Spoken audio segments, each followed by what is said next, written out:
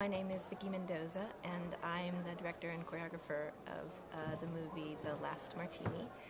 And it's a film that came during a time when I was just beginning to get involved in animation. I was just about to start a program at USC, and I had a background in dance, and I wanted to mix them somehow. And I also was really, at the time, kind of immersed in a lot of film noirs. I was watching them. I had just been living in Paris, and so I'd seen tons of festivals, and so that imagery and the graphics from the posters really jumped out at me, and I thought, gee, that would be a really interesting place to start to find kind of a direction to go with trying to mix these two things, animation and dance. And because in a lot of the posters there's live, people in photographs, but there's also kind of drawings, and they're very dynamic, and there's a lot of movement in them, and a lot of very passionate and extreme poses, and so that's where it started. And so I was actually taking a class at USC at the time. I wasn't yet in a program, and I started experimenting with myself, taking still photographs of myself and trying to do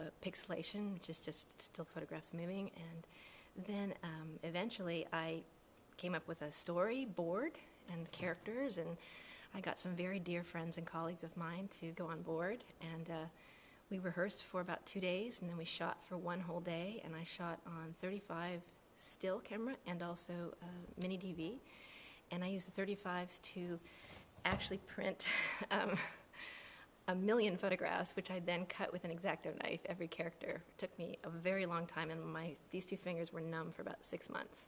And then I took the mini DV, and I took every third frame depending on each shot, and I rotoscoped it. And I processed it in Photoshop, and then I did a lot of things from then. But anyway, then I took all these materials that I generated from that, and I shot it together with some watercolor backgrounds and a little bit of animation at the beginning and the end. And I shot it on a 35 down shooter, so it was originally on 35.